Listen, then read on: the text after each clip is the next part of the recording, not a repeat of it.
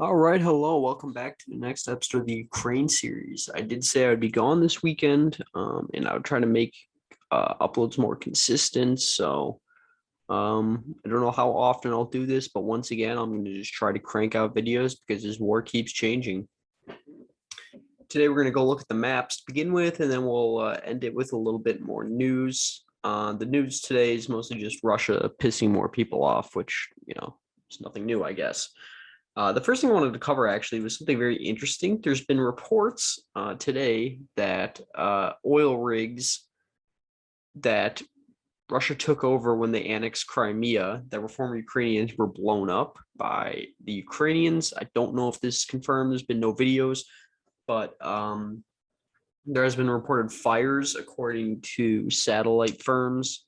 So it'll be interesting to see what comes out of that.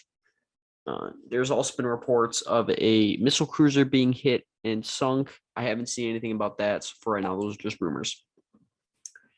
In terms of the map changes, not much really has changed. There has been reports that Russia took this area back and that Ukraine is still making progress, but has stopped here. And I don't think they're going to be taking Cherson anytime soon. I still believe that. I know they're trying to do a big counteroffensive, but I think it's being a little bit overhyped. Like, I keep seeing from pro-Ukrainian sources that they've liberated this every single day, and it's like, how many times can you liberate this town? So it'll be interesting to see what else comes out of that. And that's basically it for the Cherson front. In terms of the Zaporizhzhia, ooh, God, I probably butchered that front. There's been reports that Russia is starting to fall back to some of the key stronghold towns. So Thessalonica, Tomak, and Polani. I saw today that, once again, these are uncorroborated sources, that Ukraine is actually getting close to taking this area. And they have made progress. I know for sure that they've at least made it all the way to Zernia and Bahate. Live UA hasn't updated, but I know those have been liberated. I've seen video out of that. So they're going to be closing in on Polani, and hopefully Ukraine can make some progress there, take Bilmak eventually, and then obviously the key goal will be Melitopol, which has one of the biggest active Ukrainian resistant networks we've seen right now. So that's basically that for that counteroffensive. Nothing out of Izium.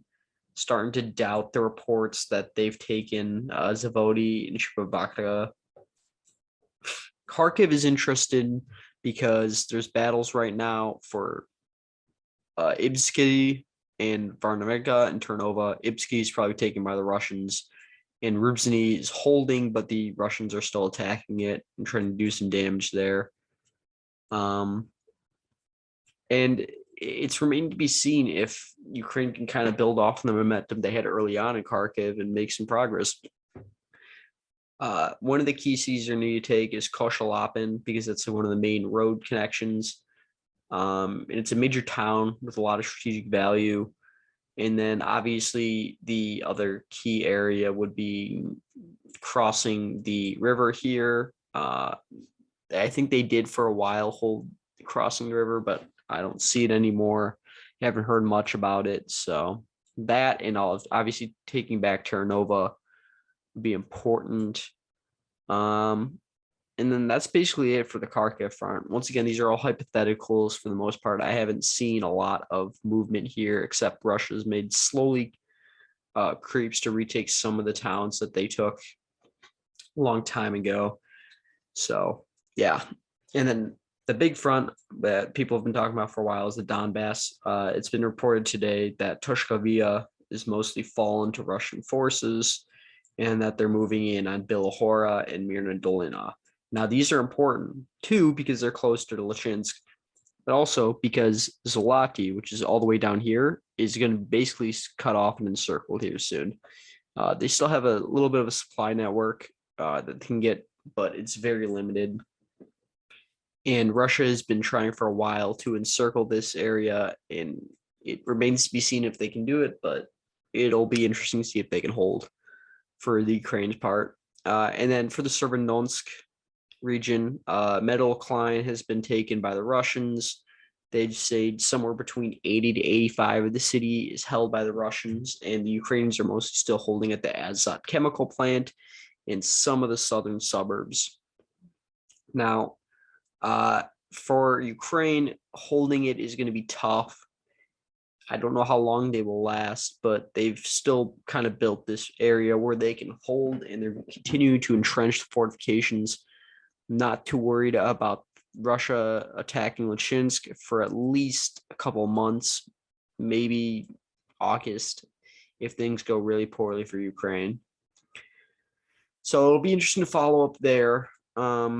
Right now, Ukraine is holding with the International Legion, and Russia is not able to make much ground. It's been kind of a stalemate in this area. I will say that this airport, Sonetsk Airport, is held by Russia, so I would want live UA map to update that, but that might take some time. And then the other key front here in the Donbas area is the battle for Slavyansk.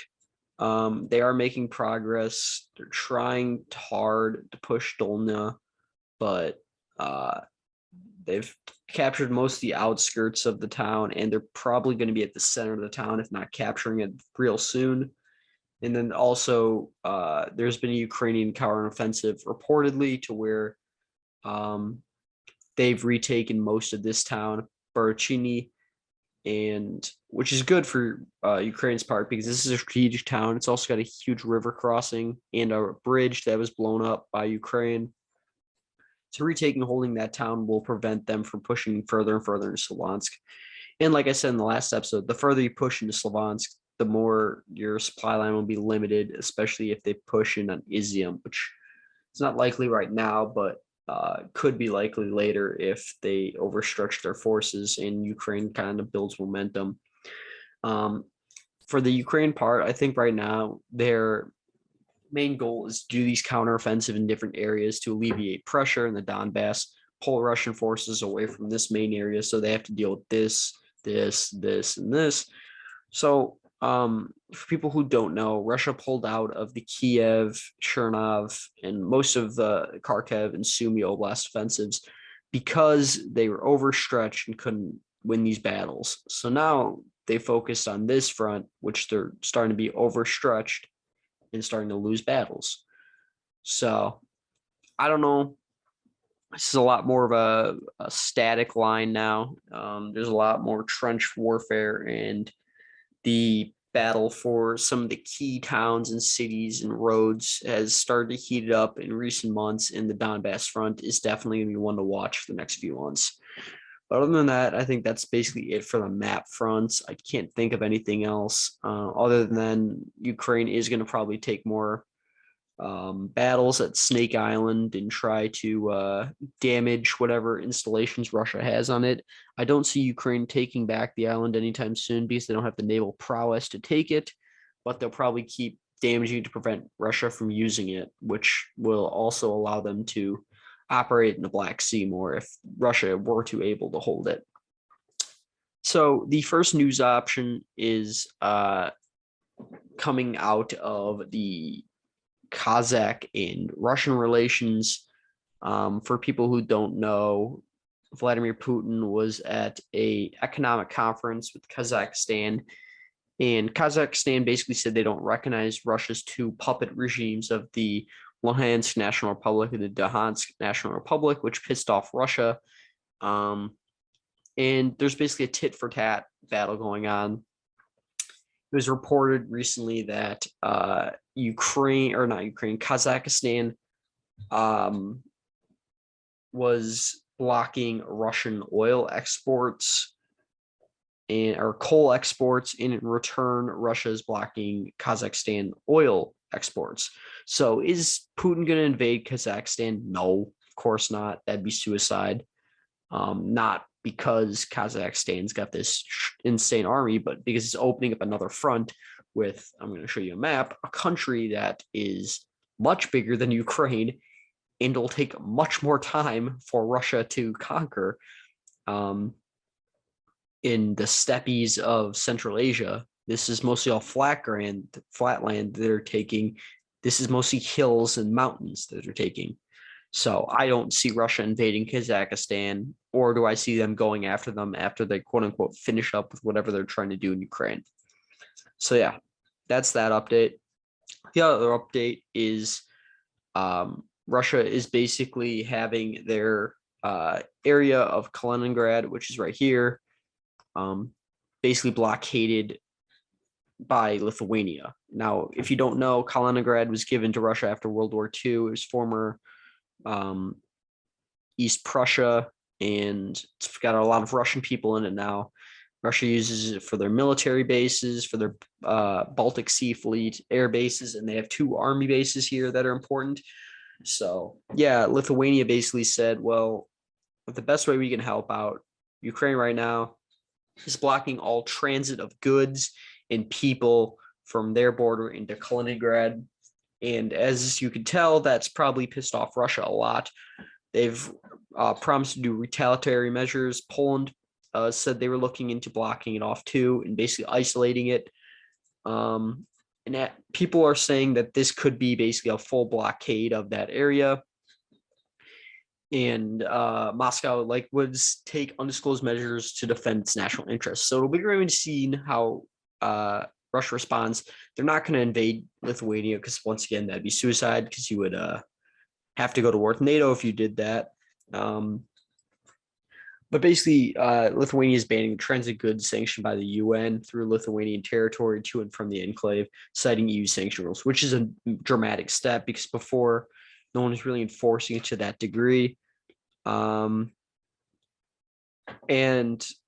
it's more of a diplomatic one in gesture because at the end of the day, they could probably just transit goods again through Poland until Poland makes a move, but we'll see what happens.